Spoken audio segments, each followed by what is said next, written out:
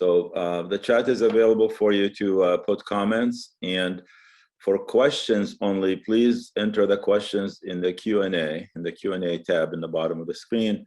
Please do not put comments in the Q&A because that's just for us to see what questions you have so that we can field those questions.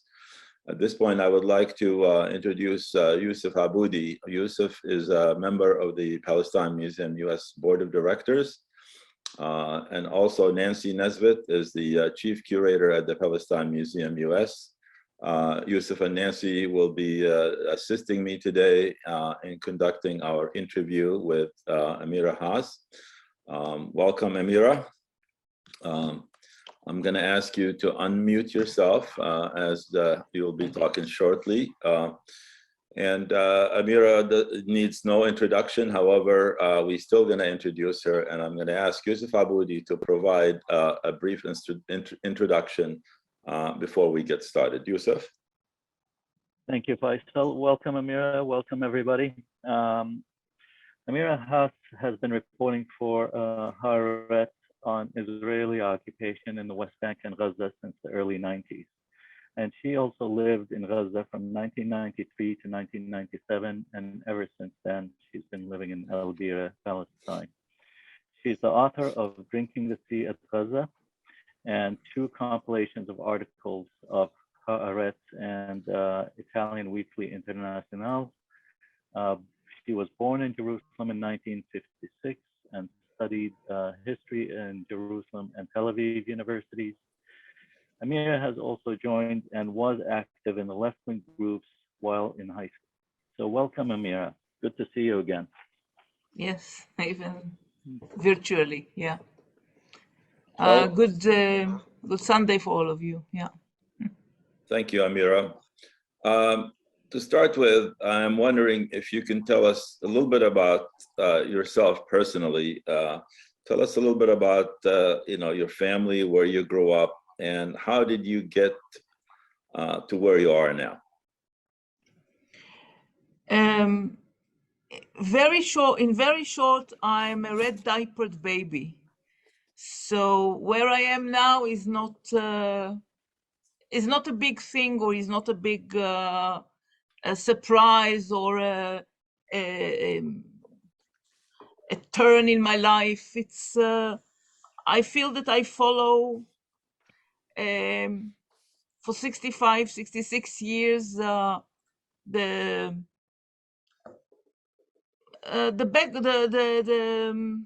basics into which I was born, and one of those basics is the contradiction. Is a permanent contradiction and very painful one. I was born to immigrants. I was born to actually refugees from post Second World War Europe, who survived concentration camps and ghettos, and realized that they were not. On the one hand, they were not welcome back in their respective societies in Eastern Europe.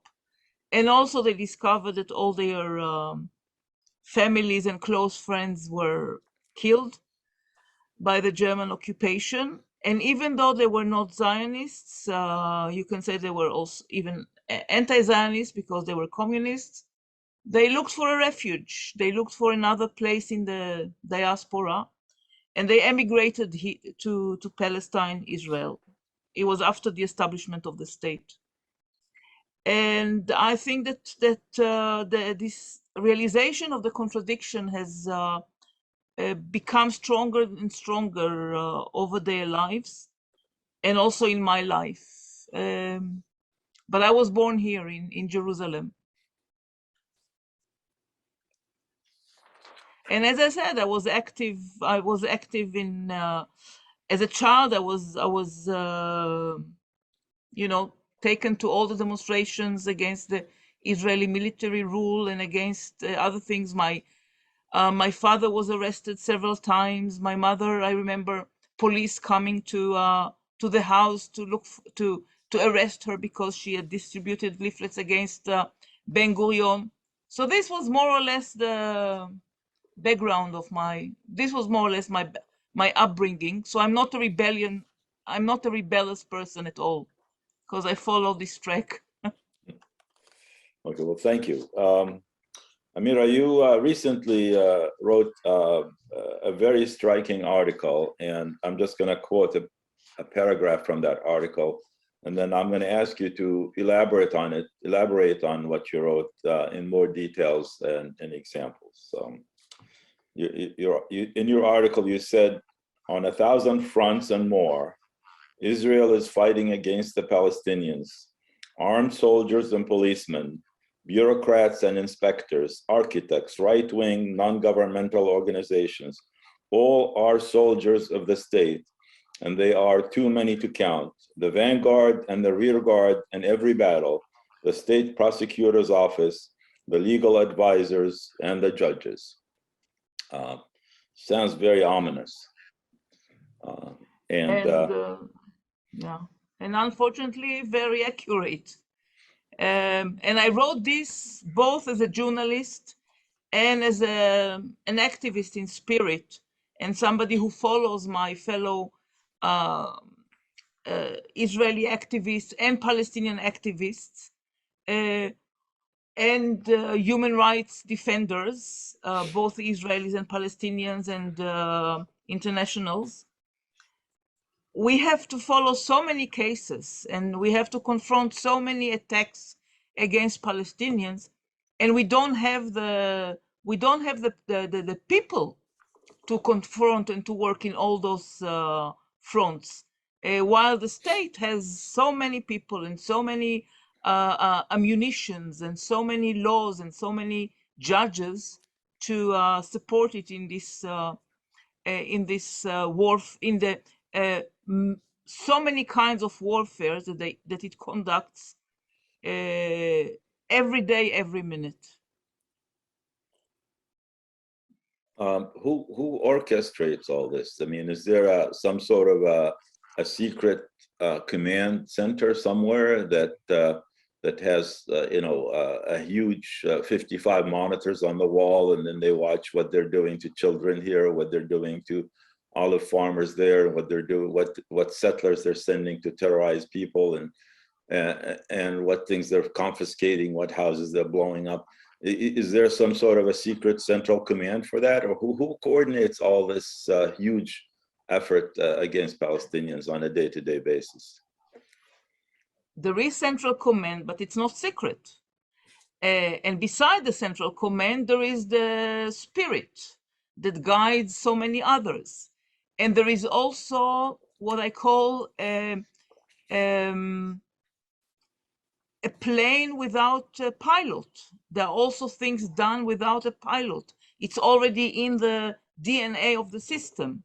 So, if you have a policeman in Jerusalem harassing a Palestinian, it's not that this policeman got an order to act so. He or she feel free to harass because this is the bon ton, or this is allowed, and this is always has the explanations. But when Israeli soldiers accompany a bureaucrat to hand a demolition order of one shack in the Jordan Valley, or to confiscate the tractor of a farmer, this is done within the system, within the orders of what is called the civil administration, which is the main military arm that executes Israeli policies against Israeli government policies against Palestinians in the West Bank. So it's a combination. It's not just one center that decides about everything, but it's there are more than several centers. There are the centers of the. We know, for example, that there are the plethora of new outposts and outposts of shepherds that have been established illegally, even according to Israeli very lenient laws. So these have been established in the past 20 years, and more so in the past 10 years. We know that they are being that their establishment is being orchestrated by one, if not more, organizations of settlers, very strong ones that on the one hand act as if they are independent of the government. On the other hand, we know that they get a lot of support from governmental institutions. So you have a chain of such centers that act against the Palestinians and against their rights. And they all both lean on an atmosphere, an anti-Palestinian atmosphere, and nurture it. And this atmosphere, so all kind of small clogs in the system feel free to improvise. You mentioned that the state prosecutors and the like are an important cog in that wheel. Yesterday, we screened a film called The Law in These Parts by Ra'anan Alexandrovich. I'm not sure if you're familiar with that film. Yes, of course, yeah. Yeah, and that film really delved really very deeply in how Israel engineered some sort of a legal system that it's cobbled together to satisfy its need to control the West Bank populations and to steal the land of the Palestinians. What can you tell us about how that system works and how it's working, and to what extent you think that there's any semblance of compliance with international law?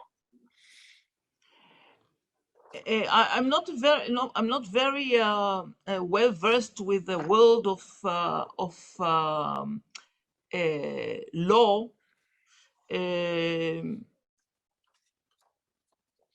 part of it is because it is so cynically, it has been used so cynically against justice that at some point you stop.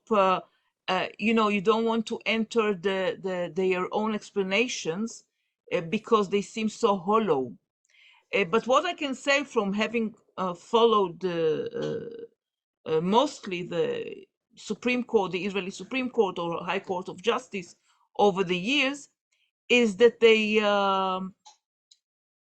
try to deal only with, at some points to individual cases.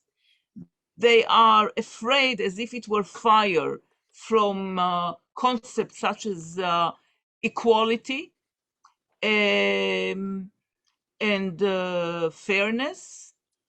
They don't want to touch it. They did not, from the start, they refused to intervene with the issues of settlements, the illegality of settlements based on international law. They only rule against settlements when they are built on private land, privately owned land. But this is a catch, because Israel stopped in '67. It stopped the process of registering registering land in the West Bank according to ownership, or whether public or whether private. So it stopped the process, and I think only in 30% of the West Bank did the Jordanian authorities complete the process of registration. So the Israeli legal system allowed this massive theft of land based on the concept of public land. So every land that is not private is public, or actually state land, which means land for the Jews. So they gave a hand to this unjust or open under full daylight robbery of land. Land doesn't have to be private in order to belong to the Palestinian people. I mean, the concept that only that you Palestinians have the right to their land only if it's registered as private is really obscene. But the Israeli judges allowed for this process to continue. For example, there were quite a few petitions against what is obvious, the discrimination in planning in the West Bank, whereby Israel planned settlements, at the same time did not allow Palestinian communities to develop their own master plans and to build. But the judges always refused to even address this issue of non-equality in planning. So it turns out that Palestinians who live for generations in a certain place are not allowed to connect to the water grid or to the electricity grid because there is no master plan which would allow them to connect. While a 10-year-old settlement already has water in abundance and electricity and roads, etc. But the judges, they were not concerned with this. They always found ways to evade it. Judges also ruled already that it was beginning, I believe, in the end of the 70s, the end of the 80s. I don't remember now exactly. Yeah, they ruled the Jerusalemites, Palestinians who were born in Jerusalem and have been absent for many years, will be considered like as non-Jews who chose to live in the country. So once they leave the country, they lose their residency status. But the people were born in Jerusalem, they lived in Jerusalem, their parents are from Jerusalem, their grandparents, and still if they dared to be absent for some time, they would lose their residency status. And this was a ruling by the famous Aharon Barak, who is considered by the right wing, the Israeli right wing, as the legal activist. That, I mean, the one who promoted legal activism. But he is the one who ruled such a discriminatory took such a discriminatory ruling against Palestinians who are Jerusalemites. So this is in, like we can continue and go and on and on and on to high court licensing and allowing mass demolitions of houses as collective revenge against people who committed or who were suspected of committing attacks against Israelis. And so this is a complete complicity of the Israeli legal system with the occupation, totally ignoring or avoiding to tackle the principles of international law. Thank you. Just going back to the 1,000 fronts concept, has there been any effort mounted to actually document those 1,000 or whatever number it is fronts that Israel is waging a war against the Palestinian on? And if it hasn't been, what would it take to do that? And what is the scale of that effort? And how do we get it off the ground? Look, of course, when I wrote 1,000, this kind of, it was it can be 1,200 or 2,000. It was kind of I took the poetic license of using this term.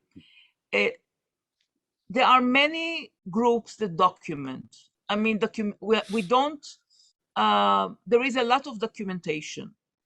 The B'Tselem organization. There are mostly in Gaza. There are two good organizations that document Israeli attacks and all kinds of attacks, not necessarily by military, but attacks against the rights of the Palestinians.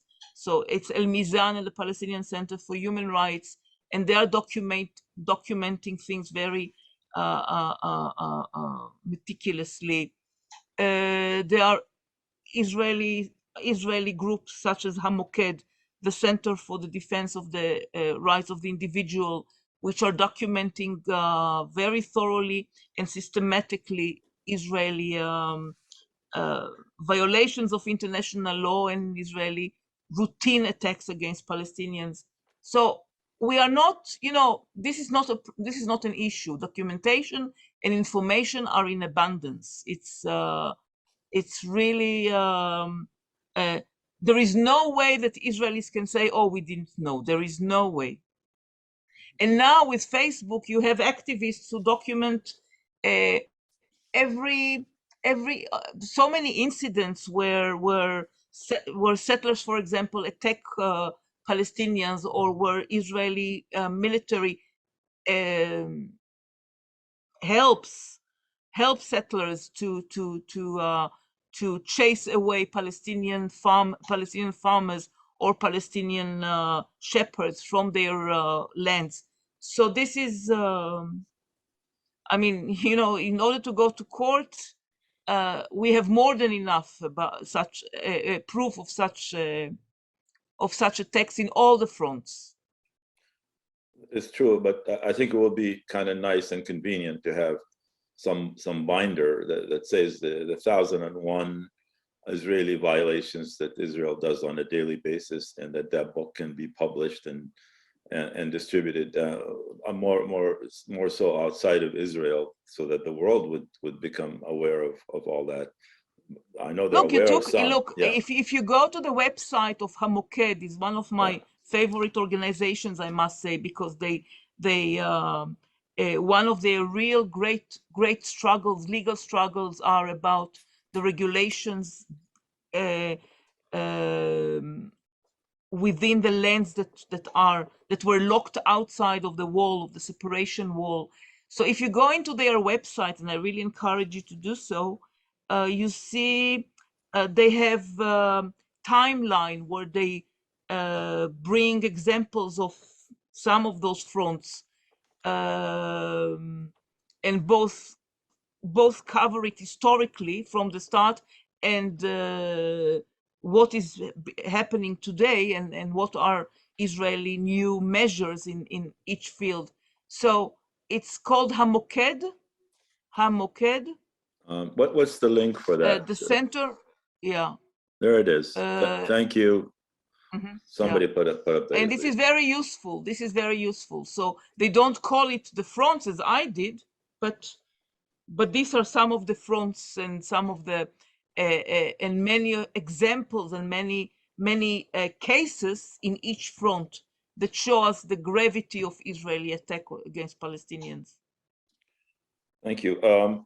There has been a recent development, and I'm just quoting here from that the Israeli army, the least moral army in the world, has changed its rules of engagement and will allow soldiers to shoot at anyone who, in their opinion, based on their on-the-spot decision, had thrown stones or firebombs some minutes earlier, including children. So this is really very serious, and giving a license to soldiers to do this is shocking. And so could you tell us, how this came about and what we expect to see now? There has been a campaign of the right wing against Israeli rules of military rules of engagement, as if they were very strict, following the death of an Israeli soldier in Gaza. Not in Gaza, he was outside of Gaza, and he was among the soldiers who were shooting at Palestinian demonstrators. And then one demonstrator, or one Palestinian just found a small hole in the wall, and then shot and killed him. And I guess not only since then, but already before, they demanding more tough hand against what they say Israelis who are Palestinians who throw stones or Molotov cocktails.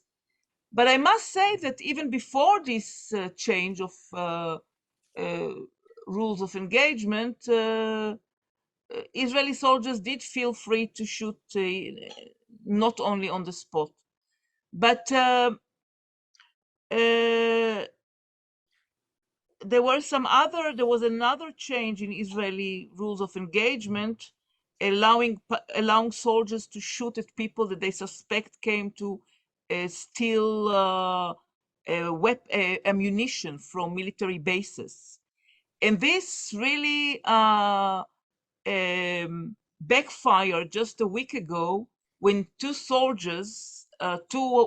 officers actually, two officers were killed by friendly fire because they were suspected by another soldier that they were some Palestinians who came to steal weapons. So this leniency already cost the army two of their officers. As I said, I mean, this even without the change, soldiers felt free to shoot. But now, of course, they can claim at a certain moment, they can claim that, oh, the child just threw stones, so they can shoot at him. And of course, there can be many more casualties than there are today. As I said before, there is this atmosphere or this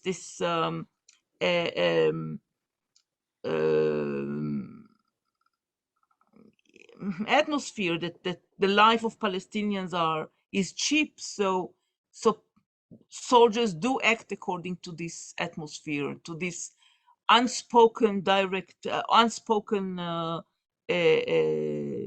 directive. So far, I don't think that since the change, there have been such,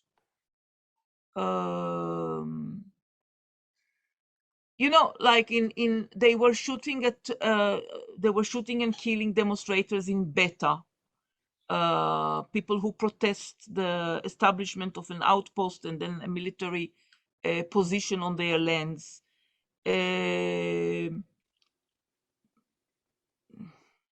Yeah, this is happening, and even before the change.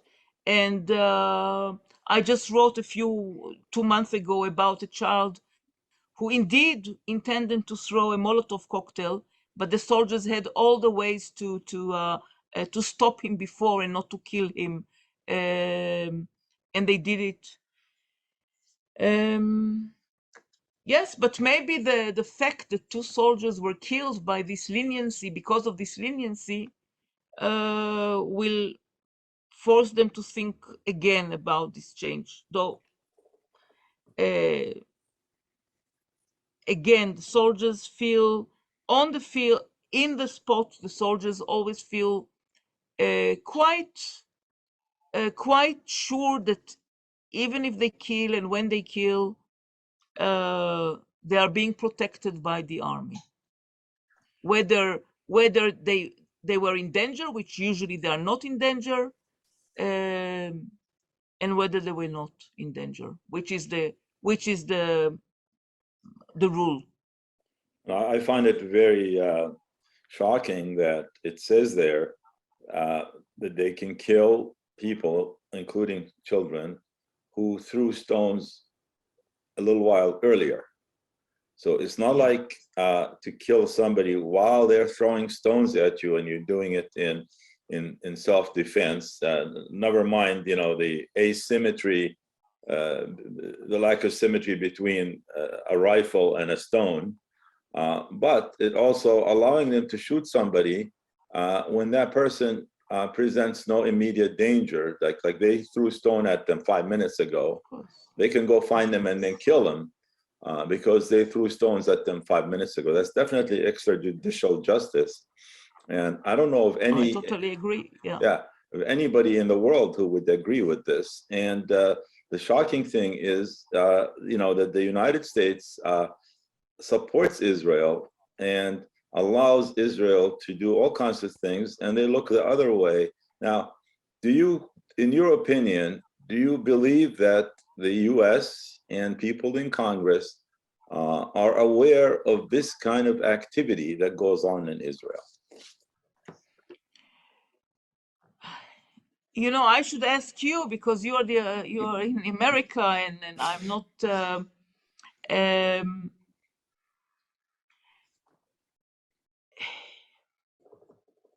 You know, what's terrible is that you know, Israel does think in this gradual, silent way. So we don't see the how extreme it is, because we do see, but I mean, in general, people outside of our circles don't see they have grown accustomed to this graduality, so they are not shocked. And I guess it is true about many statesmen or politicians in America, in Europe, that if what you quoted now, the change of the amendment in the rules of engagement, that got very little attention in Israel, really very little attention in Israel. If it was if it's something that Russia's that we knew about Russia or China, this would have received a lot of criticism, and from top echelons in those countries, but not when it is Israel. And this is really repulsive. This is really disgusting. This forgiveness to Israel is, and this impunity of Israel that the whole world is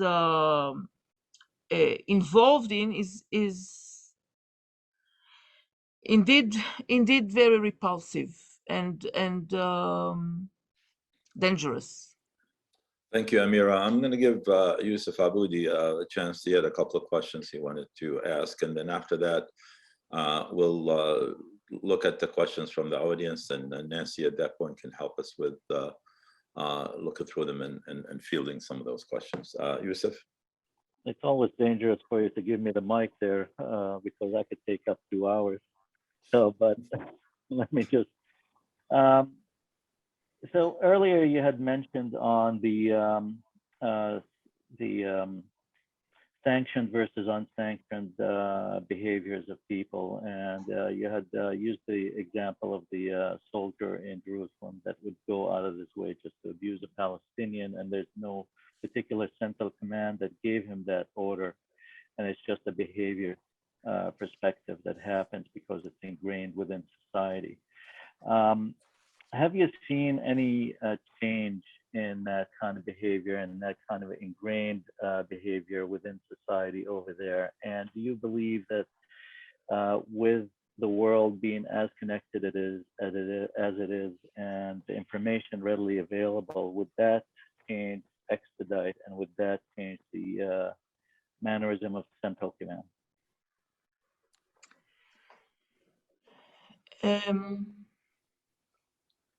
Look, when we look at the Israeli youth, Israeli high school students and university students, they are certainly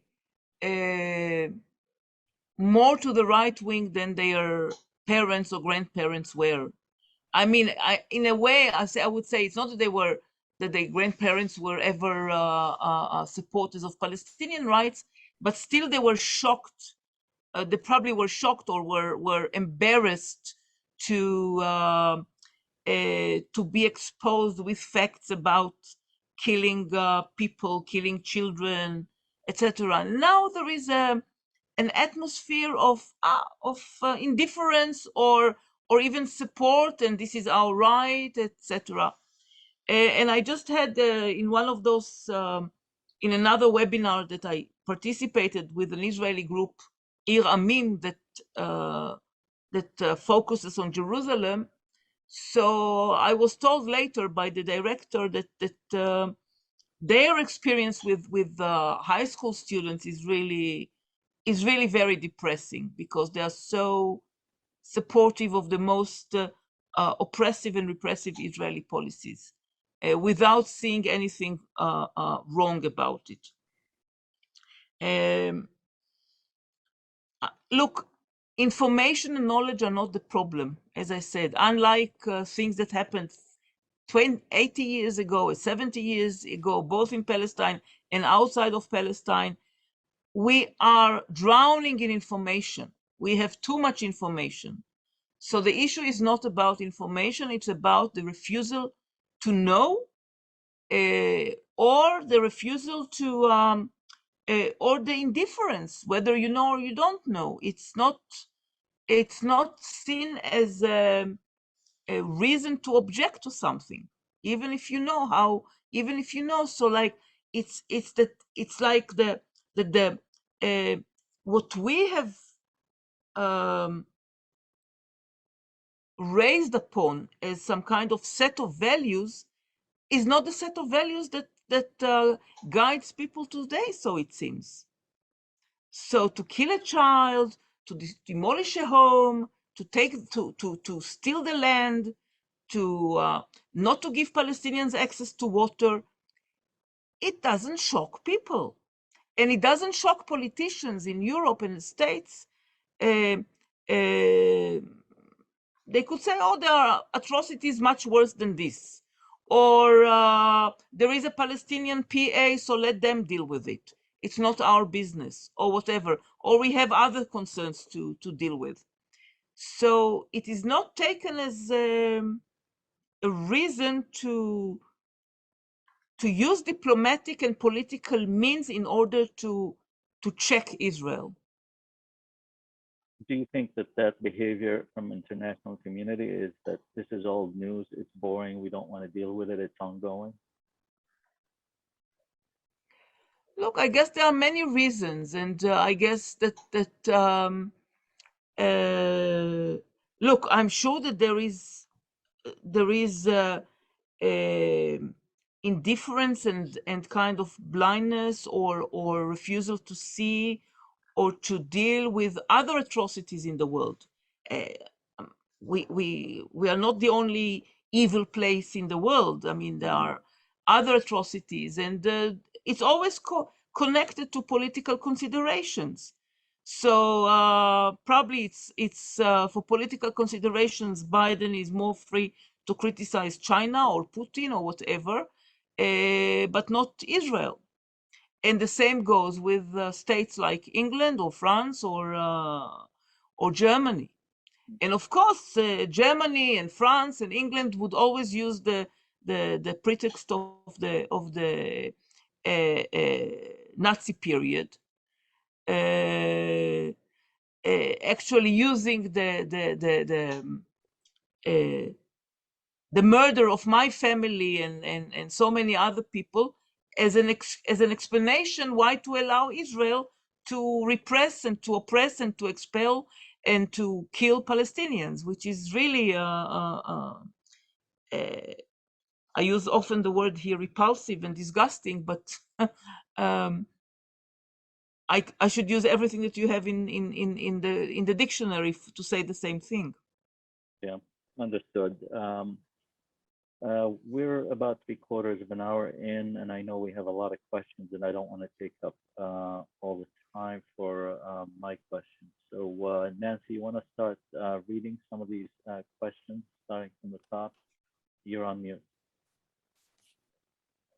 Yes, thank you for all the enlightening comments. Thank you, Amira. Yeah, and thank you, Amira, for appearing today and being so free with your answers. So we have a number of questions that ask the same thing. So I'm going to focus on the questions of Barash Abed El-Hal.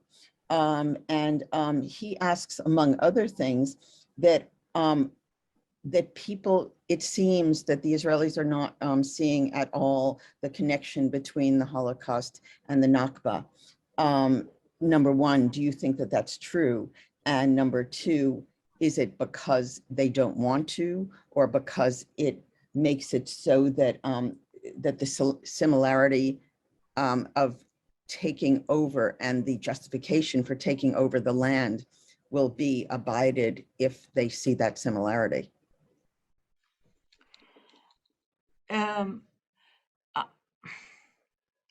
Look, the connection, I think that everybody see, I mean, many people see the connection. It doesn't mean that they see a similarity or that there is a similarity.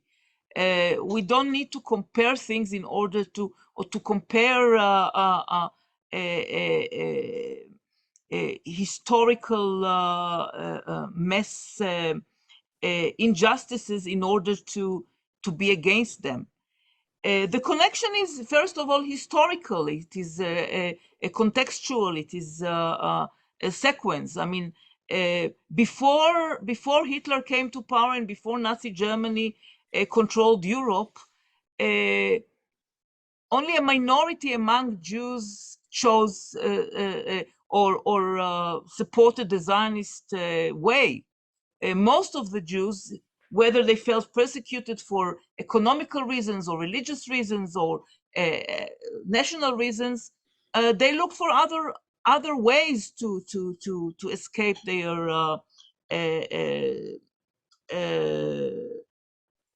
to escape this situation. So they would emigrate to other countries. They would fight in socialist or communist movements. They would prefer to be in to remain religious or to assimilate. All kinds of solutions they found. But when they were a people, or we are a people of a diaspora, and we felt comfortable in the diaspora, only that what the Nazi Germany proved that the diaspora did not want us. I'm sure that if in 1924 United States did not change its immigration laws, many of the Jews who did emigrate to Palestine would have emigrated to the States. So this connection exists. It's very clear. And now, if we are talking about values and moral and ethics, people would say, "Oh, we were persecuted, so of course we were defending our lives here in Palestine, Israel." That's what many people think. People think that the Israeli army had the right, or the Jewish groups, Jewish military had the right to fight for their life. And people do think that that we have a right over this country. So the connection exists and people cannot ignore it. The tragedy is, and what infuriates is that they don't make the moral connection or the moral association, an ethical one, that that no matter what the oppression, the expulsion of an entire people from their land is something that unacceptable. We are in post-colonial times, and we continue to do it. I mean, Israeli Jewish Zionism gains from its being anachronistic, because we came very late, as Zionism developed as a colonialist movement very late, and continued and bypassed the times when other colonized countries managed to free themselves. So the more we proceed, you know, like the more we proceed, the Israelis, the great majority of Israelis, unfortunately, Israeli Jews, feel comfortable. Maybe they feel threatened, so they go and arrange for themselves to have foreign passports, but not because they are politically, it's not political engagement against Israeli policies. It's they look for a personal way to escape to flee from the place, or to escape the hardships. Thank you so much.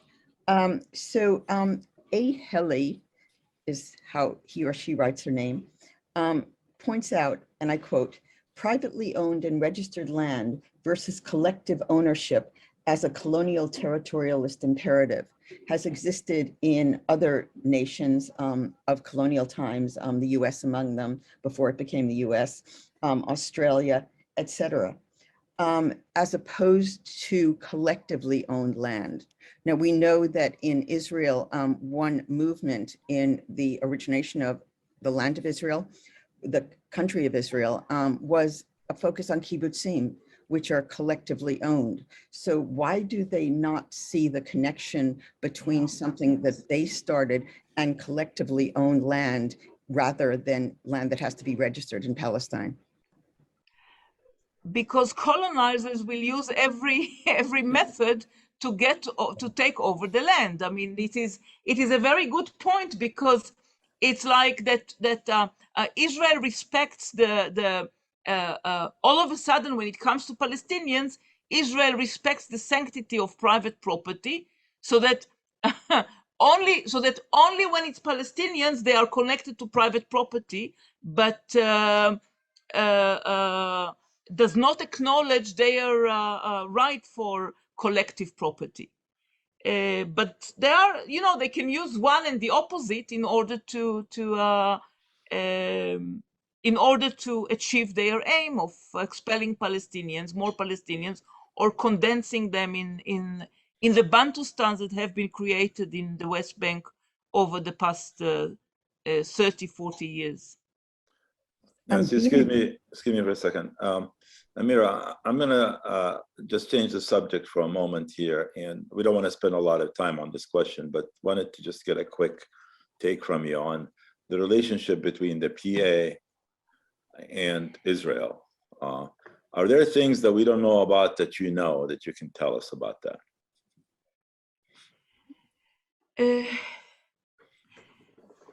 Look, there are things that we see.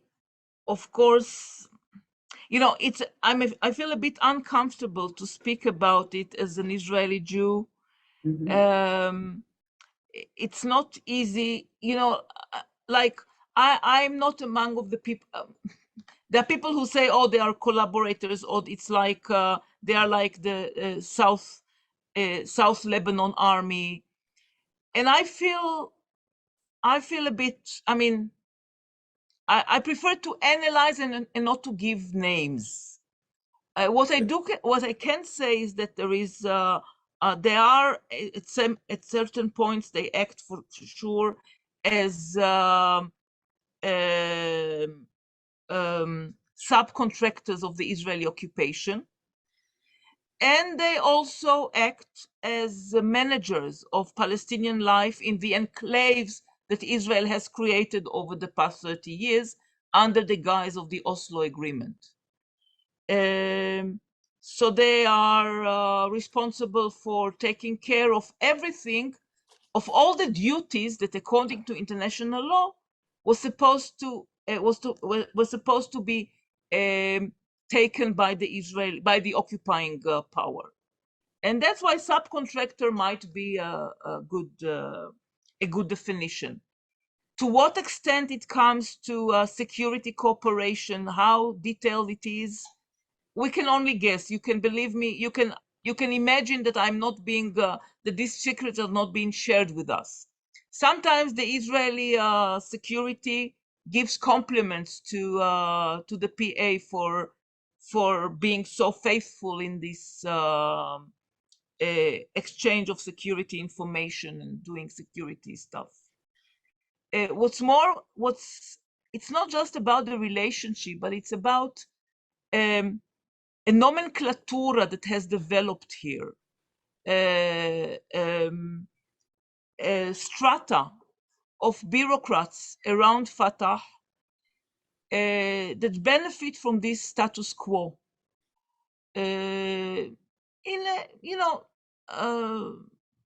Personally, they get promoted, they get salaries, they get access to property, to lands, etc. And by the way, the same is true about Gaza, as people say. So the same development of a Palestinian bureaucratic strata has developed also there that benefits from a certain status quo of the split between the two areas and the political split. And more than that, there are people, hundreds or tens of thousands or hundreds of thousands of families that have become dependent on the relationship, very, very logical relationship with the PA as the main service giver. So you have teachers and you have doctors and you have engineers, etc., who all connected to this reality of PA. And they don't want it to fall, because this fall means also their plight. And in this reality, in this status quo, when people do not see any possibility of a positive change, if there is a third intifada against the Israeli occupation, most of the people understand that this will not be in favor of the Palestinians, so they cling to this status quo, into the PA. Thank you. Nancy? Thank you. Thank you so much. Amira, there was an article, I believe, published by you in Haaretz on January 18th about Israel holding up spare parts for Palestinian water and sewage systems. As well as that, we seem to focus in the world and accept the fact that there is an apartheid system in Palestine. Okay, but beyond that, when apartheid was supposedly defeated in South Africa, shortly after that, people started talking about economic, academic, and political apartheid as well. Just as in South Africa, it's very difficult for people in Palestine to get the same jobs, to get the same hospital treatment, medical treatment, education, etc. Why is the press not focusing more on that type of apartheid when actual political apartheid is already accepted in the world? You mean accepted, the concept is accepted? Correct. Yeah, as far as connecting to Palestine, yeah. You know, we can call it many things. I see it's not just apartheid, it's really an economical war of attrition that Israel has been waging against the Palestinians from before Oslo. And it is waging it now against the PA and against Gaza. And this is one of the basics of Israeli regime against the Palestinians. We can call it war of attrition. We can call it yeah.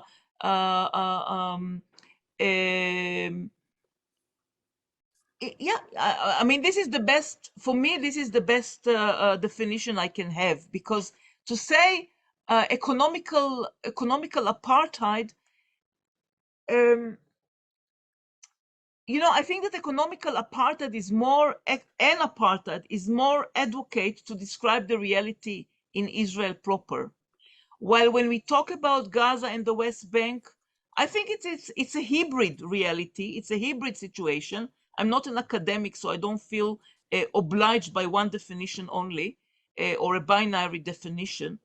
In Gaza and the West Bank, I think that still the colonialist process is ongoing. In apartheid, still the people are, the blacks are kind of needed. They are part of a system. While in the colonialist process, the people, the blacks, the Palestinians, are redundant. So it's because they are redundant, you can completely ignore their ability and need to some economical development, or you even wage economical war against them.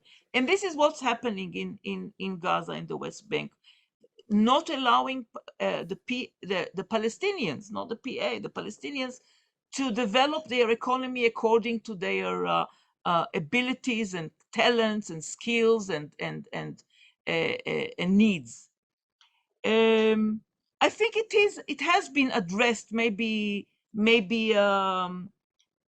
indirectly, but it has been addressed. And if you look at reports by the World Bank and IMF, they are always urging Israel to allow to develop in Area C, or to do this or to do that, in order to allow the Palestinian economy to stand on its feet. But Israel would not allow for this, because that's a weapon. This holding Palestinian economy always at the edge is also a weapon in the hands of Israel. Thank you. 18 hours ago in Haaretz, it was reported that Israel is going to plant 450,000 trees over 20 years, very close to the border in the settlements. And yet they just cut down 300,000. So this is courtesy of the Agricultural Ministry in Israel. I wonder also about environmental apartheid. Yusuf pointed out this morning when he was speaking, the destruction of the urban farm that they had built. And there are other buildings of agricultural farms have been destroyed, etc. Can you talk a little about the destruction of environmental good in Palestine and what's going on here? A few months ago, I wrote, I don't remember exactly when, but I wrote about the contribution of the occupation to the to global warming. And take, for example, the checkpoints and the bypass roads. So Palestinians now, because Israel cut all the natural roads between Palestinian villages to one another and to Palestinian cities, then Palestinians have to go in to go through bypass roads. Right. So the driving time is longer. So the benzene they use is more. Then very often they are stuck in checkpoints, either permanent checkpoints or flying checkpoints. So this also consumes a lot of benzene. And you know, we can analyze it. We can calculate it, but we don't need to be economists or to be scientists in order to know and to conclude how much it contributes to the pollution of the air. Look at this reality of that Palestinians don't have, or there is a quota on the water that Palestinians in the West Bank may have, and in Gaza.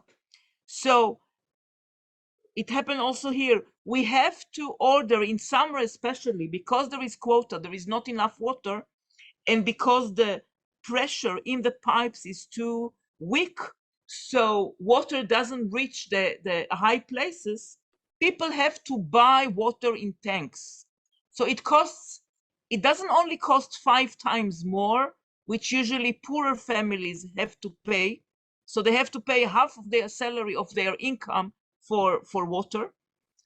But we also use more solar, more benzene, more petrol in order to bring the water. So here we have another contribution of the Israeli occupation to global warming.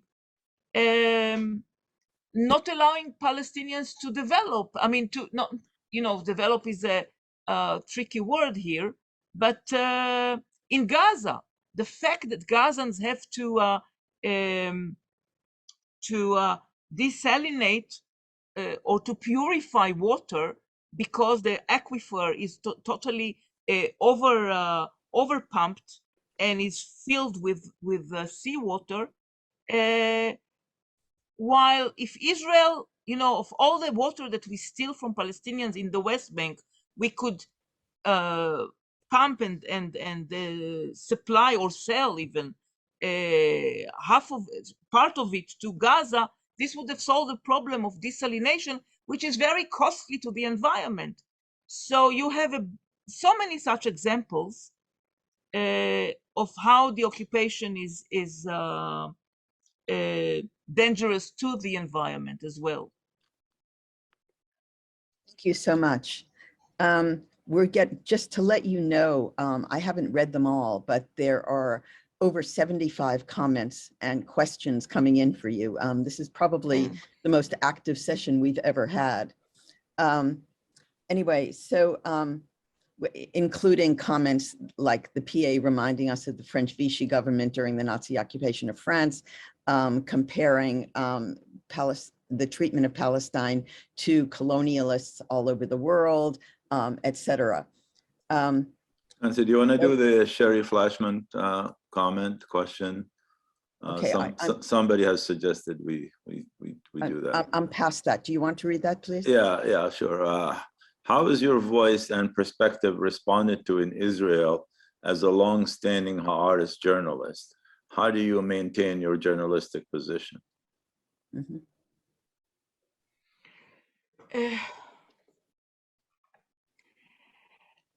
I think that, 30 years ago, when I was maybe the only journalist at Haaretz who opposed Oslo, I was regarded as, extremist, leftist. And when I insisted on writing about uprooted trees, for example, when everybody was interested in why agreement, and I wrote about uprooted trees, I think that I had editors who thought that I was not a professional journalist. But years later, I think that it's acknowledged that what I was warning about Oslo, that Oslo is a deception, that the Oslo process is a deception, is accepted by more of my colleagues at Haaretz. Unfortunately, I would have loved to be mistaken about Oslo, but I wasn't. Personally, I feel very frustrated, because I come from an activist background. When I started writing, I did think that information matters and that knowledge matters and can make a change. And this is very frustrating to be able to publish quite,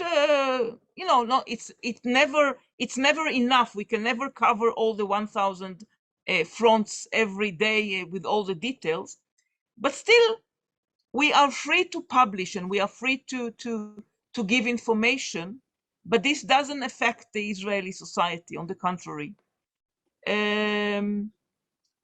notwithstanding those, there are some groups, Israeli groups, that are active, and I'm very proud of them. And they use this information and give and supply us also with information. But it doesn't, as I said, it doesn't impact the general majority of Israeli Jews. So it is a very frustrating job, I must say, very frustrating. Yeah, Amira, we're gonna obviously going over time a little bit. I hope it's okay with you. If you reach a point where we need to end, please let me know, but we probably go another like 10-15 minutes if that's okay with you.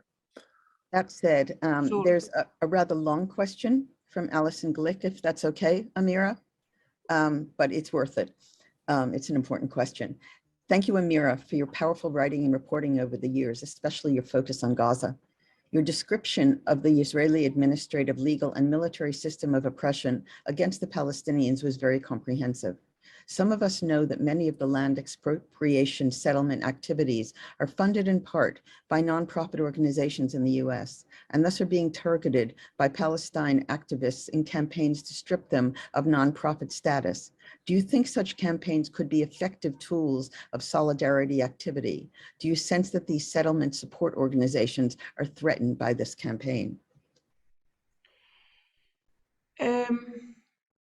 I think it's a very welcome initiative.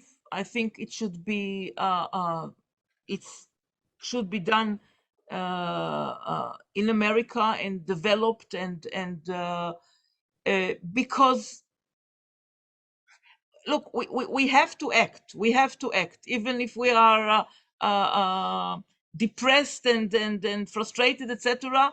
The only raison d'être to be in this world is to continue and act with the means that we have.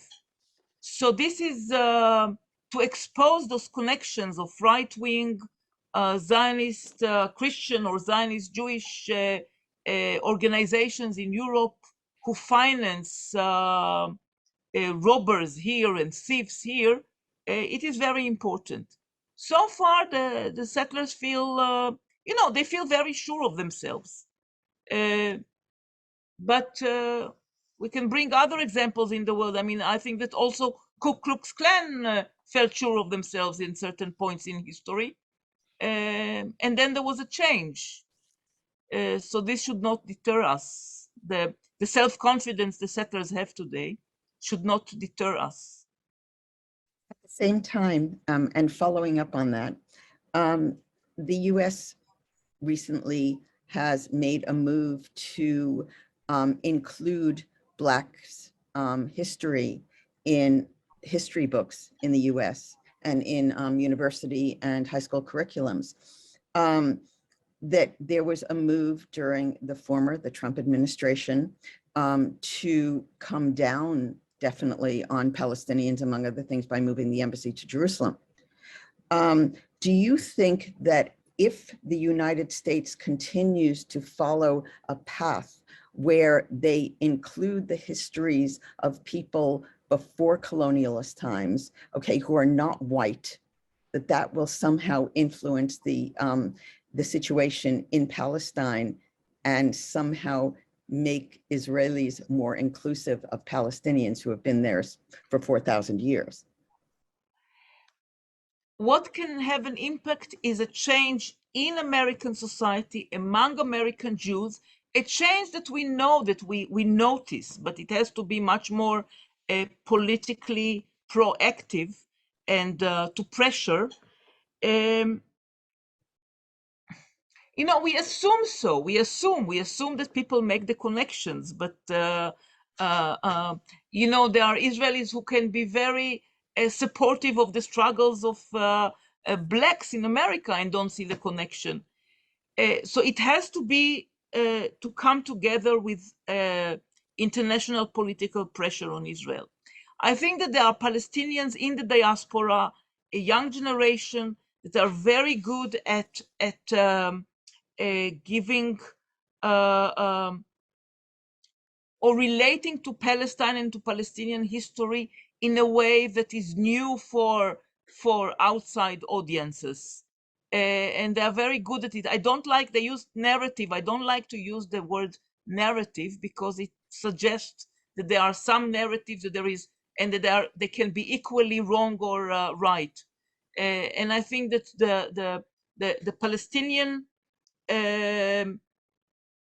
how would I say, the Palestinian position of an indigenous people that has been expelled and is being expelled and that lives under a permanent, actually ongoing Nakba, is a very convincing position that Palestinians are working on it outside of the country in order to reach out to young audiences in those countries. But it has to be translated to political action and to political measures against Israeli policies. As we get closer to wrapping up, I just want to read two comments about you that came through that you should be very proud of. That Rima Bordkosh says, quote, "She is a woman of principle." And right before that, Sandra Shatila said, "Amira will go down in history as having spoken truth to power. She is a real hero."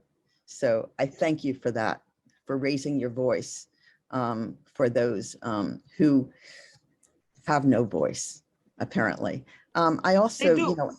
yeah, sorry. Look, the Palestinians do have a voice. Let's be, I mean, you interview me, but there are so many Palestinians who have, I mean, who talk and reach out and have a voice. So exactly, I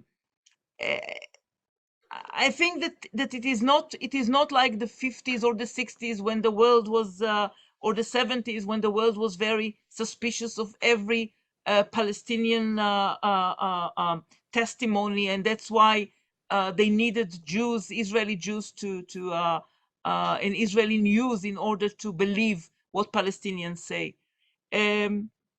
But we are, we are two peoples in this country. I mean, the circumstances that brought about to this reality are we can be and we are opposing those circumstances, but the reality is this: the reality is that there is an Israeli Jewish society and there is a Palestinian people in this country, and we won't be able to live in this country if Israeli policies of colonization and discrimination and expulsion continue. So it's also for the benefit of the Israeli Jews if the world takes measures against Israeli policies, not only beneficial for the Palestinians, but also in the long run. But this is something which is hard to convince the right now, to convince the Israeli society. Thank you, Amira. Thank you, Nancy and Yusuf. I think we will be wrapping up in a moment here. Just want to let our audience know that we will be sharing the chat script with Amira. So if you have any specific messages or comments or questions that we didn't get to, you could put them in the chat and we will send them to Amira for her, so she'll know your reactions and what you were thinking, etc. If I may say, I'm sorry I could not reply to all the questions, and I saw some of the questions were very interesting, but again, the 1,000 fronts need a 5-hour webinar, not just 1 hour or 1 hour and a half. We're up for it next time if you are. I'm available, yeah. All right, so let's we have an event coming up in May, what we call Palestine Art Week. It's a week-long festival, and we would like to book you for a couple of hours for that, and I'll be in touch offline later. But thank you, Amira. Thank you so much. I know I've been trying to get hold of you for at least a year, if not 2, and I'm so glad that we finally made connection with you, and you were gracious enough to take some of your time to join us today. And a beautiful event. We had over 233 people on at some point, and there's probably about another 120 people who could not join, who registered for